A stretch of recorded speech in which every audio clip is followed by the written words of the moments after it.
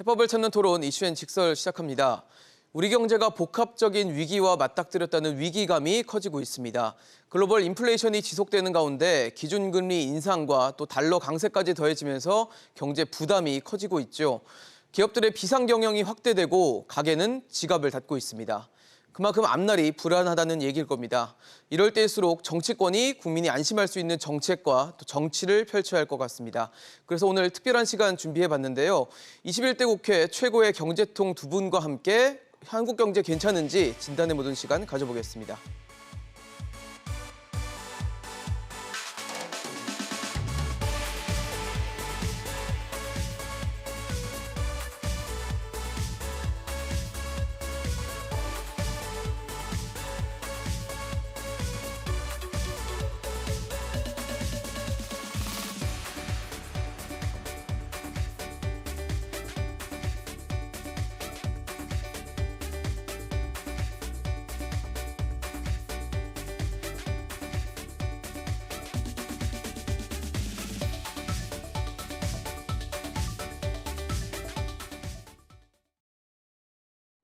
네, 앞서 말씀드린 경제통 두 분 소개해드리도록 하겠습니다. 국민의힘 윤창현 의원, 더불어민주당 이용우 의원 나오셨습니다. 어서 오십시오. 예, 반갑습니다. 네, 맞습니다.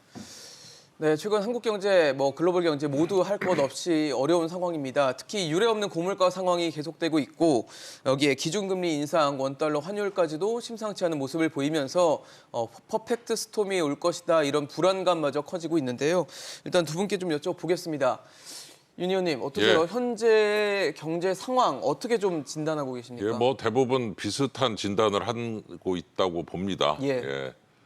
글로벌 금융위기가 어느 정도 정리가 돼가고 있었는데 그러니까요. 거기에 이제 코로나 쇼크, 우크라이나 쇼크 두 개의 쇼크가 어마어마하죠. 그러니까요. 그래서 두 개가 이제 연이어서 터지면서 그동안 이제 제대로 정리가 되지 않았던 많은 그런 경제적인 문제들이 한꺼번에 그냥 물밀듯이 그냥 우리 경제 주름살이 돼서 돌아오고 있다.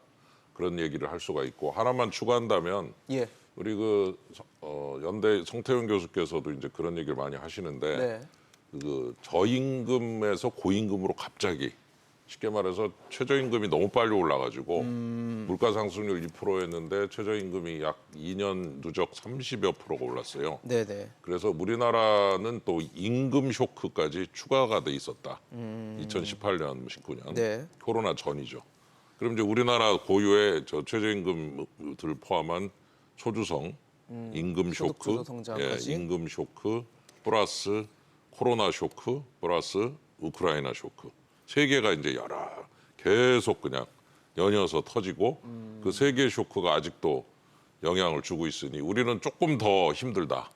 이런 진단도 가능해지는 거죠. 그래서 지금이 그동안 이제 있었던 몇 년간의 많은 문제들이 이제 한꺼번에 지금 터지고 있으니 물가는 오르고 경제는 나빠지고 스태그플레이션에다가 그래서 이렇게 한꺼번에 막 그냥 겹치기도 참 어려운데 네. 예, 내후 외환에다가 복합 각가지 불황에다가 경제가, 네. 정말 최근에 보기가 힘든 모습을 보면서 이게 참 경제가 정직하다. 네. 예, 뭔가 좀 잘못한 게 있고 문제가 있으면 그냥 넘어가는 게 없고 꼭 한번 이렇게 파고가 오는구나. 파고가 오고 그걸 한번 견뎌내고 그걸 견뎌내고 이겨내면서 해야 이제 그 다음에 겨우 이제 극복이 되는 그런 부분을 좀 느끼고 있습니다.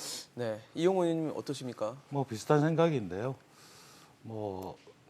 금융위기를 극복하는 과정 속에서 양적 완화를 이제 다시 회수하는 과정, 네. 그리고 코로나 때문에 재정 지출이 많아졌던 부분들을 어느 정도 극복하는 과정이기 때문에 거기에서 나타나는 이제 물가 상승, 금리 상승을 통해서 물가를 잡기 위해서 금리를 올리는데 실질적으로 보면 작년에 FRB가 좀 대응을 잘못한 게 있었습니다. 연준이요? 예. 크루그만이 얘기했듯이 일반적으로 작년에 봤을 때는 자금을 회수하더라도 금리가 그렇게 안 오를 것이라고 생각했는데 실제는 경제 충격을 주기 시작을 했고 네. 다급하게 금리를 올리는 사태가 있었기 때문에 그 충격도 상당히 컸고요. 그리고 또한 이제 우크라이나 사태 그리고 지금 이제 그뿐만 아니라 미국과 중국의 글로벌 밸류 체인 자체의 변화가 생기고 있기 때문에 곳곳에 이제 그 수급의 네. 불일치들이 가장 많이 나타나는 상태이기 때문에 고환율, 고금리 네. 같이 나타나고 있는 거고요. 그리고 퍼펙트 스톰이라고 하기에는 조금 빠른 감이 있습니다. 그쪽을 향해서 나가고 있다는 건데 네. 오늘 아침 이제 2분기 GDP 속보치를 보면 예, 나왔죠. 0.7% 성장으로 나왔거든요.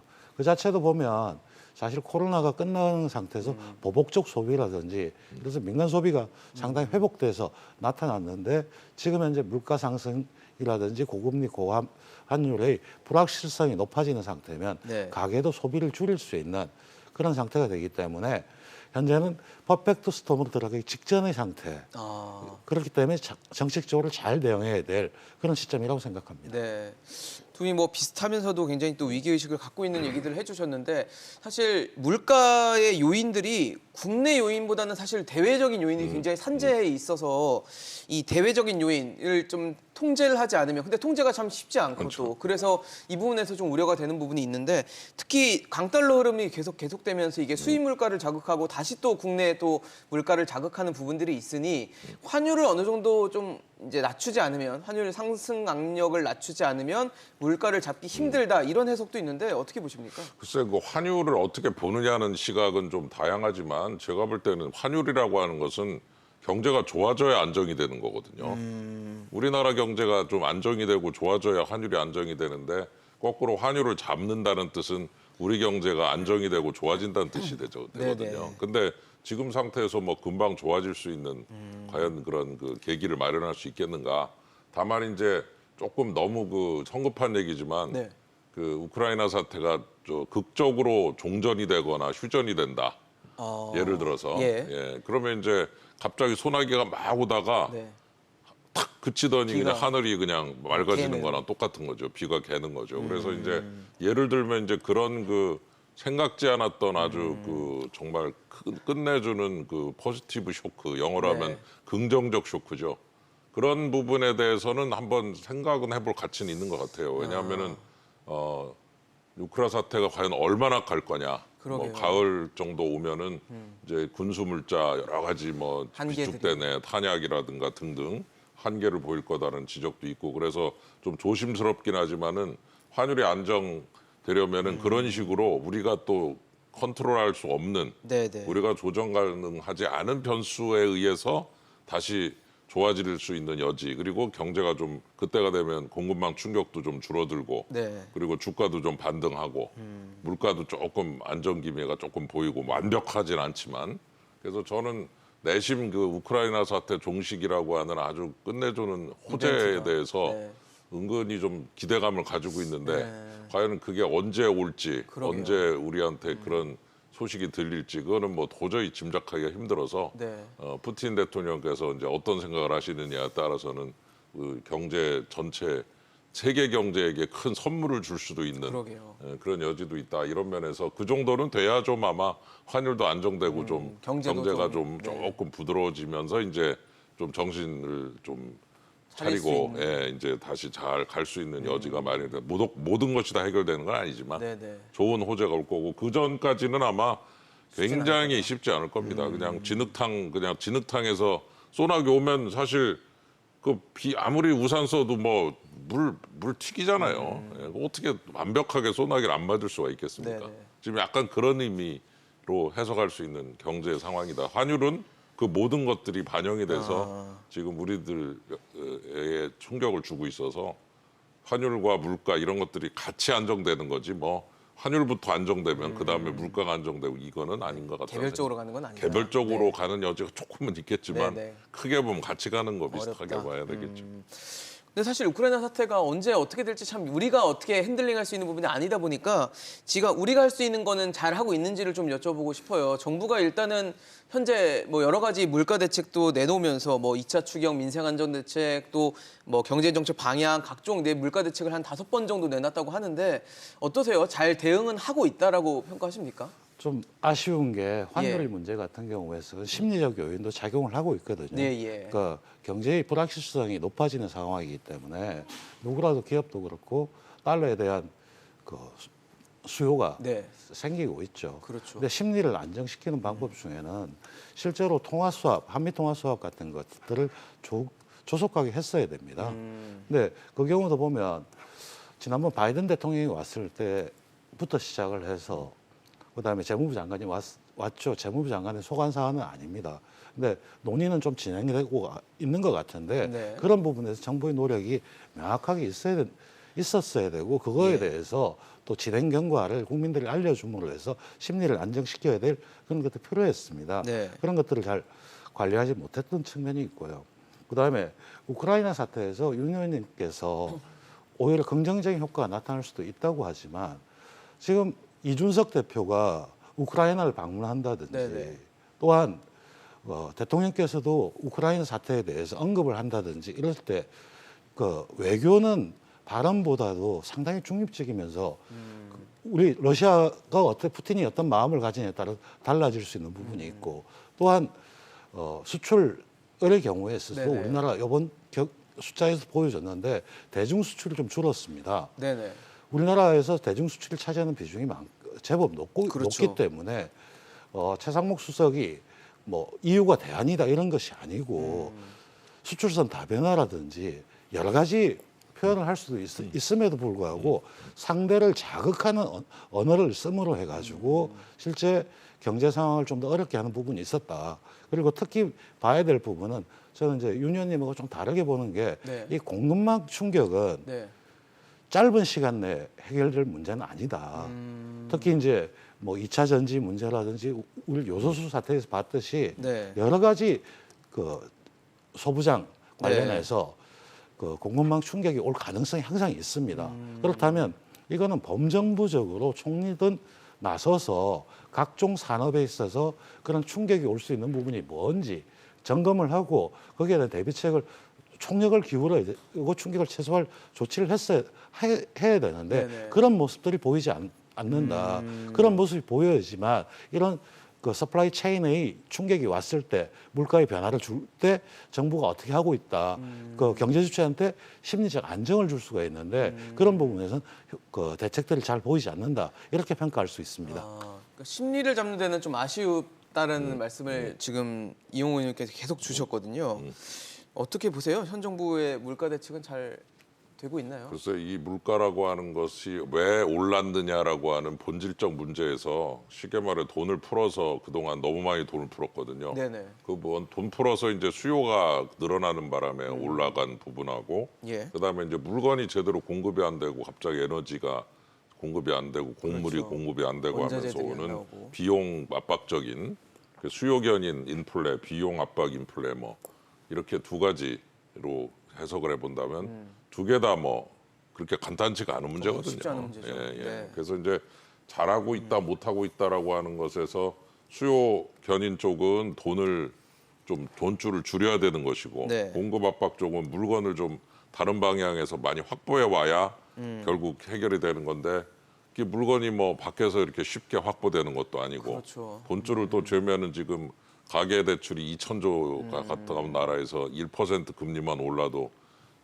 20조 아닙니까? 그렇죠. 예. 2,000조라면? 2,000조에 네. 20조. 예. 20조의 이자가 이제 가계나- 금융기관으로 빨려 들어가는 네, 거죠. 그렇죠. 가게에서. 네. 그러니까 그런 그 막 앞뒤 다 막혀 있는 거예요 지금.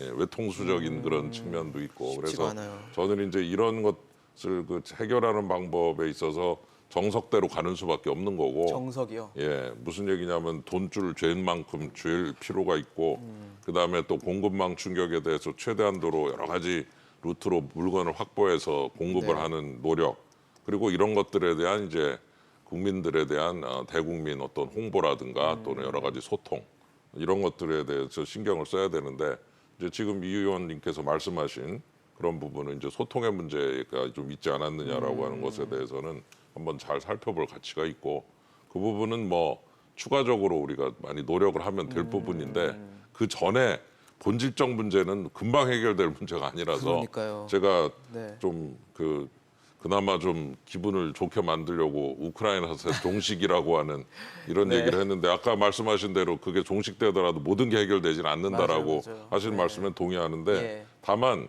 많은 그 악재 중에 일부 혹은 상당히 중요한 악재가 하나 없어지는 없어진다는 거니까 것도, 네. 예. 그만큼 아마 주식도 오르고 뭐 여러 가지 자산 시장도 좀 평온을 좋은 되찾을 영향들이. 거거든요. 그러면 당장 주식도 좀 오르고 그러면은 아마 여러 그 투자자들의 그 좀 마인드도 나아지고 이런 효과들 자산 증식 효과 내지는 자산에서 오는 그 효과들은 또 긍정적으로 작동할 수 있어서 저는 하여튼 좀 그 부분을 좀 면밀히 보고 있습니다. 네, 예. 역시 또 심리를 말씀을 주신 거라고 또 예. 해석이 좀 되는데 사실 물가가 워낙 지금 말씀하신 것처럼 잡히기 힘든 요인 때문에 물가가 많이 올라와 있기 때문에 어쨌든 그렇다고 우리가 손 놓고 있을 수는 없어요. 그래서 이제 우리도 할 수 있는 것들을 하는데 그 중에 하나가 아마 한국은행의 기준금리 인상이 될 것 같습니다. 최근에 한국은행이 이제 0.5%포인트 인상이라는 빅스텝을 사상 처음으로 단행을 하면서 인플레이션을 잡기 위한 의지는 보이긴 했는데 잡힐 수 있을지가 좀 궁금하고 앞으로 한은의 어떤 통화 정책에 대해서는 좀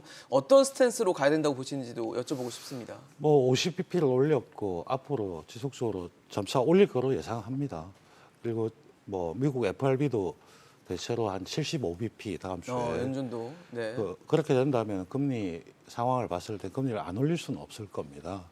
그리고 금리를 올릴 때도 해야 될 게 아까 충격이라고 하는 건 취약계층부터 먼저 오게 돼 있거든요. 그렇죠. 그러면 일반적으로 이렇게 보편적으로 일률적으로 오는 것이 아니기 때문에 네. 취약계층에 대해서 금리 충격을 어떻게 보완해 줘야 될 것인가 이게 같이 세트로 나와줘야 됩니다. 근데 사실 보면 이런 부분이 좀 늦게 발표가 됐어요.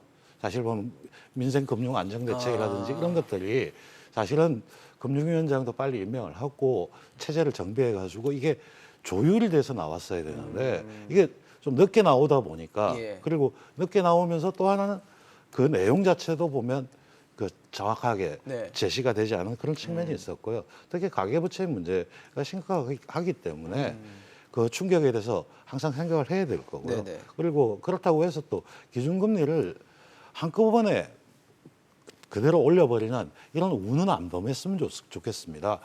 대외 금리 차로 인해서 자금이 그것만으로 이동하는 건 아니거든요. 예. 그 경제의 펀더멘탈과 다른 요소들이 같이 작용을 하는 것이기 때문에 도식적으로 미국 금리가 높으면 우리 돈이 빠져나간다. 이렇게 판단하는 건 경제적으로 맞지 않은 거니까 한미 금리 역전에 따른 역전- 외화 유출이 무조건 되는 건 아니다. 예, 역전도 네. 어느 정도 허용할 수 있고 다른 조치들 같이 가져가야 되는 그런 거 아닌가 싶습니다. 어떠세요? 윤 의원님, 지금 한은이 어쨌든 50bp라는 예. 초유의 결정을 했고 앞으로도 금리가 어느 정도까지 올라갈 것이다, 뭐 3% 선까지는 갈 수도 있다 이런 얘기가 나오는데 이런 스탠스들이 계속 당분간 갈 수밖에 없지 않겠습니까?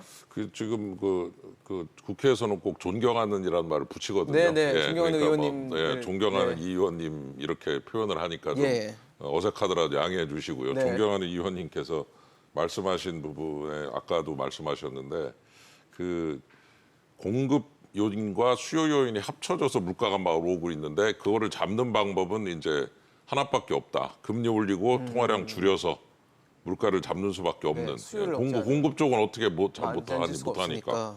그러니까 그냥 좀 심하게 표현하면 화끈하게 금리를 올려야 되는 거죠. 그래야 이제 물가를 확 줄어가지고, 잡으려면. 물가를 잡으려면 두 가지 요인이 합쳐진 물인 건데 수요 쪽에 물건을 확 그냥 줄여가지고 통화량을 확 줄여야 뭐 물가가 좀 이제 잡힐 거 아닙니까? 근데 이제 경제는 뭐 엉망이 되죠. 그렇죠. 예, 그래서 비슷한 말씀을 아까 해주셨는데 그 미국 크루그만 교수께서 네. 가학적 통화주의라고 그렇게 표현을 하셨어요.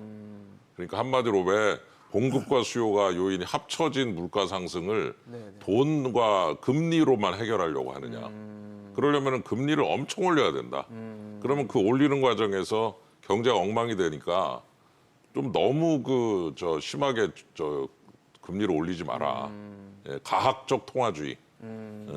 가학적이다. 너무 무슨 누구 좀 벌 주려고 그러는 거냐. 그런 얘기를 했는데 저도 지금 말씀하신 그 내용 즉 한미 금리 역전이 일어난다고 자본이 그냥 갑자기 탁 빠져나가고 네. 그냥 우리나라는 그냥 초토화된다. 이건 아닌 것 같다. 조금 역전이 있었던 시기가 있었는데 네네. 우리나라에 대한 어떤 기대 같은 게 있으면은 그렇게 금방 다 빠져나가지는 않으니 그 역전을 조금 허용을 하더라도 이 금리 인상에 대해서 조금 부드럽게 섬세하게. 가야 되지 않느냐. 아까도 말씀드린 대로 2,000조라고 보면은 네. 그냥 단순 합계로 1% 곱하면은 20조 원이 지금 금융기관으로 들어가야 되는데 멀쩡한 그냥 그 소득 20조가 금융기관으로 들어가야 되는 거. 물론 일부가 고정금리라서 이제 곱하기도 좀 해야 되지만 네네네. 큰 그림으로 볼 그냥 때. 네, 크게 봤을 때. 예, 그래서 저는 하느니 조금 이 부분을 선제적으로 보면서 그리고 또 하나 자꾸 말씀대로 죄송한데 우크라이나 사태는 어차피 종식이 되게 돼 있는 악재입니다. 언제까지 가겠습니까? 예, 시한부 악재. 끝은 날 것이다. 예, 끝이 날 것이다. 안시부 악 그런 거를 한시적 악재인 거를 감안을 해서 조금 좀 우리나라 금리 정책은 가계부채 문제와 그 다른 요소를 감안해서 조금만 살살했으면 좋겠다는 생각을 합니다. 이용훈이 아까 그런 얘기 해주셨어요. 경제 위기가 오거나 충격이 오면 취약계층부터 온다. 그 취약계층에는 어떻게 보면 범위를 좀 더 넓혀보면 서민들도 같이 포함이 돼 있을 것으로 보이는데 최근에 기준금리가 많이 오르다 보니까 은행 뭐 시중금리도 같이 또 많이 올랐고요. 그거에 따라서 이자 부담이 워낙 커졌어요. 근데 그 상황에서 이복현 금융감독원장이 일단 은행들의 이자 장사에 대한 경고를 하니까 금리가 좀 낮아지긴 하더라고요. 바로 낮아졌는데 이 행위가 이 경고성 발언이 뭐 일종의 뭐 필요한 지적이라는 얘기도 있고 반대로 지나친 관치 아니냐 뭐 이런 것까지 개입을 해야 되냐 이런 얘기도 있는데 좀 어떤 시각을 갖고 계십니까? 우리 윤창현 의원님께서 항상 가장 많이 지적했던 관치 맞습니다. 그리고 은행의 금리 결정은 네. 그 기준금리의 리스크 프리미엄, 업무 원가, 목표 수익 이런 것들을 여러 가지 요소에 의해서 대출금리 모범 규준이라는 게 있어서 정해지게 돼 있습니다. 거기 있을 때 예를 들면 표현 자체를 보면 목표 수익률 같은 걸 약간 조정을 한다든지 가상금리를 변경을 시킨다든지 그렇게 해야 됩니다. 근데 그렇게 하기 위해서는 그렇게 해야 될 명확한 은행 내부의 내부 통제 기준에 의해 가지고 있어야 되거든요. 그게 없이 금리가 너무 높다, 이자 장사 많이 하면 안 된다. 이렇게 말로 하는 것 자체는 그렇게 바람직하지가 않습니다. 그리고 중요한 거는 그런 내용들이 공시를 통해서 공시가 되고 과연 이게 적절한가 이런 거 시장에서 평가할 수 있게 그 만드는 것이 중요하지. 일시적으로 뭐 할 수는 있는 조치지만 네네. 결코 바람직한 건 아닙니다. 그럼 이번 이 경고에 대해서는 어떠세요? 조금 네, 계속된 건 아니고 어쨌든 일회성으로 나왔다는 것에 대해서는 어떻게 보시는지 조금 궁금해요. 뭐 집권 초기니까 네네. 금융기관 자체도 반응을 하고 했는데 과연 그런 식으로 반응을 했을 때 네. 각각의 이제 은행의 구조라든지 경제 변수들의 변화에 따라 가지고 했을 때 이런 건 그렇게 바람직한 조치들은 아닙니다. 바람직하진 않다.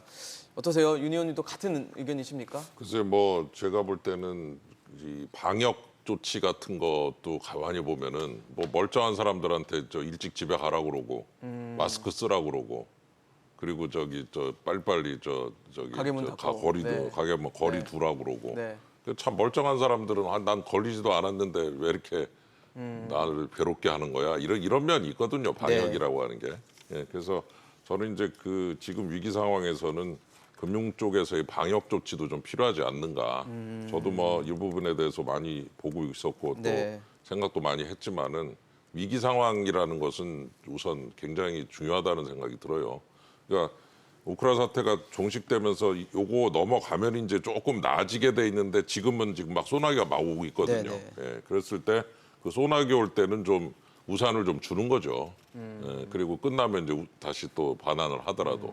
그래서 이런 조치들이 영원히 계속되는 게 아니라 소나기 그칠 때까지 좀 한시적으로 한다는 걸 전제로 리스크 관리적 관점에서는 좀 방역 조치로 볼 여지도 있지 않는가 그런 생각이 좀 듭니다. 지금 사실 저희가 화면에도 보여드리는데 4대 금융그룹 기준으로 봤을 때 당기 순이익들이 굉장히 어려운 시간에도 굉장히 좋게 나오면서 뭐 이자 파티, 이자 장사, 뭐 잔치하는 거 아니냐, 남들 다 힘들어하는 시기에 뭐 이런 지적들이 있었기 때문에 아마 이런 발언들도 나오지 않았나 생각이 들거든요. 어떻게 보십니까? 저렇게 는 건 사실이죠. 근데 네. 지금 이제 보면은 위기가 더 심화되고 안 좋아지게 되면 BIS 비율이라든지 리스크 가중치가 올라가서 대손 충당금을 더 쌓아야 됩니다. 위기 대응용으로. 예, 네. 그 쌓아야 되고요. 그런 상황에서 있어서 금융당국은 뭐 이른바 스트레스 테스트를 통해서 네, 네. 얼마가 안 되면 배당 시한도 걸게 돼 있습니다. 아, 앞으로 코로나 위기에서 금리가 계속 올라가면 네. 가계부채라든지 악성 차주들이 많이 발생할 수가 있기 때문에 저 자체가 이익이 있다고 하는 사실을 주목해야 되는 것이 아니고 은행은 보면 한 10년, 20년 주기로 위기 시에 그 대응할 수 있는 자본을 가지고 있어야 됩니다. 네. 그런 부분에서 보면 이자가 많이 나고 이익이 많이 나타나는 게 중요한 게 아니고 네. 그 내용상으로 위기에 대응할 수 있는 완충 장치를 자기 내부에서 가지고 있느냐. 만약에 그게 없으면 네. 예전에 우리나라 뭐 제일은행 매각이라든지 이런 현상은 그런 거 발생한 것이거든요. 그래서 이자 자체에 대해서 이자의 성격과 내용을 봐야 되는 거지. 많다 적다 가지고 그냥. 이야기하는 거는 저 이자 제한을 자꾸 걸다 보면 진짜 위기가 왔을 때 네. 그 은행이 파산되면 어떡할 건가. 그러니까 우리가 한 번도 경험하지 않았던 것이 아니고 IMF 때 제일은행 그 이후에 외환은행 이런 과정을 겪었을 때 그 충격은 너무나 컸기 때문에 은행의 그 이익이라고 하는 그런 성격을 갖고 있는 것입니다. 네, 알겠습니다. 사실 최근에 뭐 정부가 민생 안정하겠다면서 소상공인 코로나 대출 원금 뭐 일부 탕감해주고 또 이자 깎아주는 뭐 청년층 이자 깎아주는 이런 얘기들이 나오면서 도덕적 해이 논란들이 있었습니다. 뭐 성실하게 빚 갚은 사람들은 도대체 뭐가 되냐 이런 얘기가 있었는데 이거 어떻게 보세요, 이 사안은? 글쎄 일부 그런 주장에 대해서도 동의를 합니다. 예, 그래서 그런 요소를 가장 줄일 수 있는 방법을 개발을 하고 또 신경을 써야 되는데 다만 이제 항상 그렇듯이 안 좋을 때 이런 최악의 빚 나락으로 이제 떨어져서 이제 신용 불량자 네. 옛날 말로 신용 불량자 금융체부 불이행자 되고 그리고 이제 신용회복위원회 가고 그리고 마지막으로 법원에 가서 이제 파산하고서 하는 이런 일련의 과정을 그대로 눈에 보이는 상황에서 그거를 갖다가 한번 차단해 주는 것도 방법 아니겠는가. 그리고 전부는 어차피 해줄 수는 없는 것이고. 예. 그래서 저는 이제 그런 고리를 끊어주는 그런 차원에서는 이것이 가진 의미는 일종의 금융복지 같은 어떤 성격을 가지고 있다라고 보고 있어요. 왜냐하면 복지제도를 가만히 보면 너 왜 이렇게 힘들어졌니라고 물어보고 네. 이유를 따져갖고서 도와주고 이러질 않고 네. 일단 힘들다 그러면 도와주는 게 복지 아니겠습니까? 어떤 이유에서건 어려워져서 생계가 힘들다거나 그래서 금융복지적 관점에서 이 문제를 좀 본다면은 일부는 어느 정도 허용을 할 수 있는 여지도 있지 않느냐. 근데 다만 이제 소상공인들은 예. 원금을 좀 탕감해 줬는데 예. 사실 청년층 같은 경우는 이제 우리가 흔히 비투라는 표현을 쓰잖아요. 그렇죠, 빚 예. 내서 투자한 사람들의 이자를 깎아주는 게 맞냐 뭐 이런 얘기도 있거든요. 이건 생계 문제보다는 그렇죠. 어떤 자기 자산 증식을 위해서 했던 건데 이자를 깎아주는 게 맞냐라는 얘기도 있어요. 어떻게 보세요? 그 원금과 이자인데 원금은 그대로 두고 네. 이자만 깎아주는 거니까 이제 사실 이자를 제대로 못 갚으면 이제 거기서부터 신용불량으로 이제 가기 시작하는 거거든요. 청년층이고 또. 부실 대출이고 예. 성년층이고 또 앞으로 원금을 갚을 능력은 좀 있는 것이고. 그래서 저는 이 부분을 청년 금융 복지적 관점에서 보면서 그 나빠진 고리를 좀 끊어주는 역할은 좀 할 수 있다라고 보고 원금이 아니라 이자라는 면에서 네네. 그런 것이 가진 의미는 좀 크지 않는가. 네, 예, 복지적인 그런 측면이다. 복지적 측면에서 네. 봐야 되고 그걸 이제 모랄해서드나 이쪽으로 확 이제 넓혀서 보게 되면 이제 이런 조치를 하면 무조건 안 되는 건데 지금이 그럼 그런 상황이냐. 사실 그런 부분은 금융복지적 관점에서 봐야 될 때다 이런 생각은 좀 듭니다. 이 의원님은 어떠세요? 우리 윤 의원님이 여당 되시더니 좀 바뀌셨네요. 예전에 같이 상임위 활동하면서 달라지셨나요? 이런 부분에 대해서 금융에서 복지 말씀하신 적이 거의 없었던 것 같아요. 그러니까 복지라고 하는 것을 네. 전제로 한 금융이죠. 네, 어떠세요? 사실 네. 이거 발표는 전 뭐 충분히 할 수 있는 거라고 생각했습니다. 근데 처음 발표할 때 네네. 김주현 위원장이 조금 오버했어요. 금융위원장이요. 예, 그 비투하고 가상자산 이런 투자를 언급을 하셨어요. 발언을 했죠. 예. 사실 그게 아니었거든요. 이거는 일종의 신용 회복 조치 일환입니다. 그리고 실제 은행들의 입장에서 보거나 대출자의 입장에서 봐도 우리가 카드론을 했을 때 카드 리볼빙 서비스를 할 수 있는 거거든요. 그 사람의 상황에 따라서 지금 못 갚으면 신용불량자가 되는데 나눠서 갚게 할 수도 있고 그게 바로 채무 조정이고 이자 조정에 해당하는 부분입니다. 충분히 할 수 있는 겁니다. 그런 의미에서 보면 이걸 가지고 뭐 모럴 해저드로 가져가는 건 아닌 것 같고요. 김주현 위원장이 말 표현에서 조금 오해를 할 수 있는 발언을 했었던 첫 발언이 네. 아주 잘못 가상자산 투자 네, 뭐 이렇게 그렇습니다. 예. 청년이라고 하는 거에 포커스를 두다 보니까 그리고 또 하나는 이건 금융권도 일정 정도 책임이 있습니다. 왜냐하면 네. 은행의 경우에 대출자에서 노유 커스터머라고 대출자의 신용상황을 명확하게 알고 있어야 됩니다. 근데 단지 담보가 있고 직장을 가지고 있다고 하는 그 하나로 해가지고 대출을 해주는 무작정 대출을 많이 따랐던 것도 사실이거든요. 그것도 은행의 잘못 부분이 있습니다. 이런 부분을 같이 감안해서 해줘야 될 부분이고 네. 특히 이 조치에서 중요하게 여겨야 될 거는 작년 대선 과정에서 예. 저희 당에서도 이야기했던 것이 특히 신용 소상공인이나 자영업자에 나온 코로나 관련 대출금의 경우에 있어가지고는 정부 여기서는 캔코가 됐는데요. 저는 서민금융진흥원이라든지 사들여서 별도 관리해야 된다. 그래야지만 은행에 놔두면 은행은 이제 대출 한도가 준다든지 금리 변동이라든지 그다음에 만기 연장 이런 걸 요청을 해야 되기 때문에 은행으로서 두 가지 모순된 목표를 부여받습니다. 가계대출을 관리하는 거하고 또 대출을 하라는 게 두 개가 있기 때문에 네네. 분리하고 그걸 별도 관리하는 게 별도 맞다. 관리해라. 그러면서 이렇게 사들였다고 해서 다 부실되는 게 아니거든요. 네네. 그걸 보면서 채무 재조정을 어떻게 할 것인가들을 따졌어야 된다. 그런 주장을 했기 때문에 이런 부분 충분히 가능하다. 근데 그렇게 하기 위해서는 또 그런 기금이 필요하게 되고 그 재원을 어떻게 마련할 것인가 이런 부분은 같이 논의를 해야 그러네요. 되거든요. 근데 그런 부분들이 지금 별로 적극적으로 논의가 안 됐던 것이 아쉬운 측면입니다. 저희 그 윤석열 정부의 첫 세법 개정안도 좀 체크를 해볼게요. 워낙 세금은 전 국민의 이슈이기 때문에 체크를 해보는데 특히 이번에 소리 없는 증세다라는 비판을 받았던 소득세가 개편이 됐습니다. 그런데 납세자 5명 중에 한 4명 정도는 감면 수준이 뭐 월 2만 원도 안 된다 이런 분석이 나오면서 또다시 논란이 좀 되고 있는데 정부가 이제 타깃을 했던 뭐 서민, 중산층의 세 부담이 좀 정말 줄어드는 건지 어느 정도 좀 생활 요즘에 금리 오르고 뭐 물가 오르고 이런 상황에서 좀 나아질 수 있는 건지 여쭤보고 싶습니다.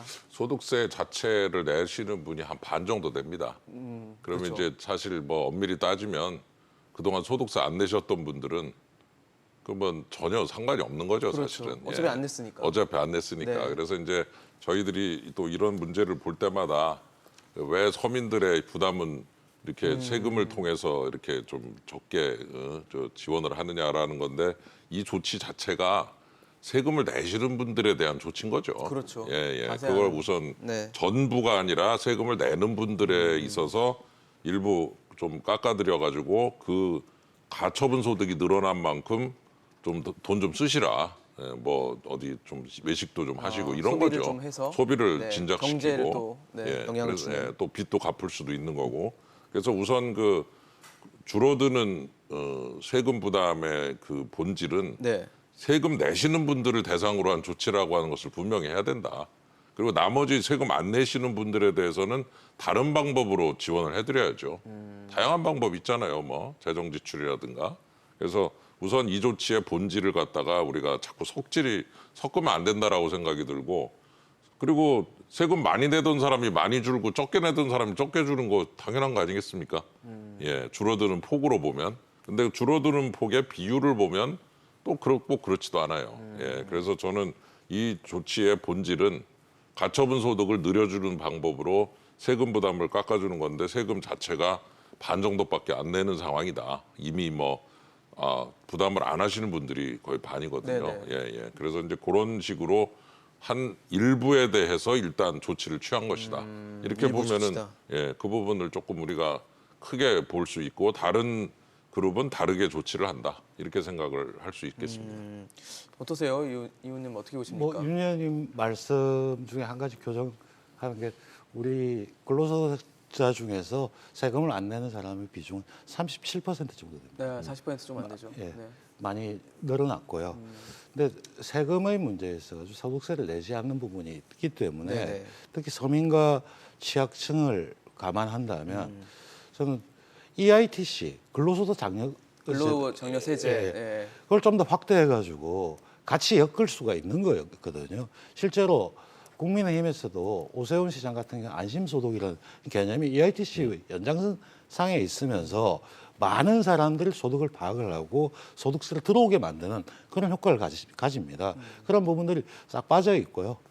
그 전혀 고려된 것 같지도 않고 그다음에 37% 외의 경우도 보면 아까 뭐 금액이나 비율을 이야기하시는데 실제로 가장 효과를 많이 보는 게 1억 정도의 연간 소득이 있는 부분이 소득자겠네요. 과연 그게 이제 누구도 세금을 깎아주는 거에서 거절할 사람은 없을 겁니다. 그러나 과연 지금 이 시점에서 누구한테 가장 충격이 많이 가고 있고 그걸 어떻게 견딜 건가 하셨을 때 과연 이게 적절할까 이런 부분 상당히 의문이 들고요. 그런 부분에서 또 하나 감안해야 될 거는 이 소득세를 해줄 때 있어가지고 이러면 앞으로 우리나라의 재정 수요라고 하는 걸 어떻게 가져가야 될 것인가. 그 여당의 입장에서는 재정 준칙을 이야기하고 있는데 이 재정 준칙을 이야기하는 상태 속에서 그리고 위기가 심화되는 상태 속에서 세금을 내린다. 네네. 이러면 과연 그 재정 준칙은 어떻게 지킬까? 이런 부분이 걱정이 되는 것이죠. 전체적인 틀까지도 좀 지적을 해주셨어요. 사실 이번 세법 개정안에서 소득세가 굉장히 많은 주목을 받았지만 여전히 우리 국민의 관심사로 꼽히는 건 종부세일 것 같아요. 종합부동산세. 이번에 아주 뭐 개편이 된 게 주택 수로 산정을 하던 건 이제 주택 가액으로 전환이 되고 최고 세율도 이제 어느 정도 낮아지면서 좀 개정을 하겠다라는 의지를 보여줬는데 물론 뭐 국회 문턱도 좀 넘어야 될 부분도 있고 이게 결과적으로는 제일 중요한 건 부동산 시장을 안정화시킬 수 있을 것인가일 것 같은데 어떻게 보십니까? 그 본질적으로 이제 이 세금을 어떻게 보느냐의 문제는 있어요, 여전히. 예, 부동산 안정이라고 하는 것을 목표로 하고는 있지만 그거를 그 달성하고 있느냐라는 그 질문을 던져야 되고 네. 또 하나 중요한 것은 너무 징벌적이라는 겁니다. 쉽게 말해서 미실현 이익. 그렇죠. 그냥 어느 날 뭐 아파트 단지에서 아파트 한 채가 높게 거래되고 나면 나머지 1000개가 그냥 다 똑같이 과표가 오르고 그러더니 그냥 갑자기 세금 고지서가 날라오는데 자기 월급은 그대로인데 또 갑자기 월급이 세금이 줄었는데 들죠. 갑자기 네. 세금을 막 내라고 그러면은 무슨 돈으로 내냐. 일주택인데. 물론 여러 가지 공제제도가 있고 하는 건 알지만 예. 여전히 이 세금 자체는 이상한 게 그 미실현 소득에 대해서 그냥 그거를 부과해버리는 과세하는, 그 보유세를 이렇게까지 내게 만드는 거는 상당히 문제가 있기 때문에 이 세금을 볼 때 저는 아주 기본적인 것은 세금은 벌금이 아니다. 세금은 세금이다. 벌금하고 세금은 어떻게 같이 하냐. 너 때문에 부동산가 몰랐어라고 막 손가락질하면서 벌금을 때리는 모습으로 지금 지난 정부에서 이 세금 제대를 운영을 했어요. 그래서 저는 이거는 그 부동산 안정 뭐 이런 것도 당연히 해야 되고 네. 그 목표를 동시에 추구해야 되는 건 맞지만 가장 중요한 것은 세금을 벌금으로 갔던 세금을 다시 다시 세금으로 원래대로 돌려놓는 것부터 시작하자. 그렇게 놓고서 우리가 다시 얘기를 하자. 이 세금에 대해서는 좀 너무 징벌적입니다. 그리고 과하게 퍼센트도 그렇고 징벌적이다. 예를 들어 뭐 6% 이런 것도 있는데요. 6%면은 16년에 집 한 채 날아가는 거예요. 집값이 그대로 있다가 가정하면은. 16년 지나면은 집 한 채 값을 그대로 정부한테 주는 거예요. 6% 매년 6%씩 내면은 만약에 16년 하면은 저 금방 100% 니까. 100% 되잖아요. 아니 그런 세금이 어디 있습니까? 그래. 이 16년 지나면 집 한 채를 그냥 정부에 내야 되는 이런 식의 세율을 가진 보유세 이런 것들도 한번 우리가 그러면 뭐 돈 많은데 뭐 못 내냐 이런 얘기가 아니에요 지금. 네네. 그런 얘기를 하지 말고 본질을 보자. 우리 국민들끼리 세금을 내는데 어떻게 이렇게 벌금같이 세제를 운영하느냐. 그래서 의원님께도 그거부터 여쭤볼게요. 시작을 하면 네. 그거를 조금 안화시켜 놓고 또 주택 안정도 당연히 거기에 들어가고 여러 가지 조치들이 추가되면 된다 이렇게 생각이 듭니다. 어떠십니까, 이 의원님? 뭐 종부세는 원래부터 징벌적 과세가 아니었고요. 네네. 그리고 제한된 국토를 사용함에 따른 대가로 하는 것이고 그다음에 또 하나의 목표 중에 하나는 지역 균형 발전의 측면이 있거든요. 종부세를 가장 많이 내는 강남에서 걷어서 다른 지역을 이전시켜 줌으로써 그런 부분이 있습니다. 그 목표에 적합할지를 따져 보는 건 필요해 보이고요. 그런 의미에서 보면 짧은 시기에 과도하게 세금이 증가했던 부분들 이런 부분들은 조정의 필요성이 있다고 보입니다. 그런데 그런 부분에 대해서 충분히 조정할 수 있는 사안이고 논의를 시작을 해야 됩니다. 네. 근데 이제 그거 없는 상태 속에서 갑자기 변화를 줬을 때 그 세수라든지 감소분해를 어떻게 할 건지 지역 균형 발전을 어떻게 해야 될 건지 이런 부분들이 잘 고려되지 않았다. 단지 세금을 깎는다에 포커스를 둔 거 아닌가 이런 걱정이 좀 앞섭니다. 알겠습니다. 마지막으로 좀 질문 드려볼게요. 사실 뭐 우리나라도 그렇고 전 세계적으로 경기 침체에 대한 공포가 있고 금리와 또 물가는 잘 잡히지 않고 있다 보니까 금리가 또 빠르게 오르는 상황 속에 있는데 정치권이 좀 어떻게 뭐 하실 건지 아니면 어떤 점을 좀 챙겨야 되는 건지 말씀을 한마디씩 좀 들어보도록 하겠습니다. 어떻게 보십니까? 글쎄요, 저 금리 정책이야 우리 저 하늘의 한국은의 독립성을 독립성이죠. 우리가 또 예, 인정을 맞습니다. 하고 거기다가 우리 의견을 그냥 여기다 얘기하는 거지 뭐 거기다가 무슨 전화 걸어서 이러면 안 된다 할 이렇게 수 할 수는 없죠. 없는 거죠. 예, 서로도 그런 부분에 대한 지킬 건 다 지키되 네. 국회에서는 이제 이런 그 경제 문제에 대해서 과도하게 어떤 조치들이 취해지는 게 있는가 또는 금리 아까 말씀하신 그런 그 금리 정책을 함에 있어서 혹시라도 은행에 너무 지나친 이익들이 주어지는 건 아닌가. 금리 인상기에 나타날 수 있는 수많은 문제점에 대해서 좀 그거를 완화할 수 있는 방법들을 연구하는 이런 그 조치를 하는 그런 그 증상을 완화하면서 나중에 이제 진짜로 좋은 일이 나타나고 상황이 확 호전됐을 때는 또 새로운 정책들이 추진이 돼야 되기 때문에 현재로서는 좀 진통제적인 정책들 너무 고통스러운 거를 증상을 좀 낮추는. 줄여드는 이런 거 진통제적 정책들에 대해서 좀 초점을 맞춰서 대정부 질문도 하고 정책 질의도 해서 네. 계속 그 부분을 좀 보완해 나가도록 하겠습니다. 알겠습니다. 이용훈 의원님도 말씀 듣겠습니다. 무엇보다도 정부 여당에서 정책 운영 기조에 대해서 명확하게 좀 생각을 해야 됩니다. 오로지 국민들의 민생 중심과 경제 어려움 쪽에 초점을 맞춰야 됩니다. 네. 그런데 최근에 대우조선 해양의 사태에서도 보면서 법과 원칙을 얘기했지만 네. 실제로 하청업체가 그렇게 됐던 구조 이거는 정치 영역에서 제대로 풀어야 될 부분이 많이 있는 것입니다.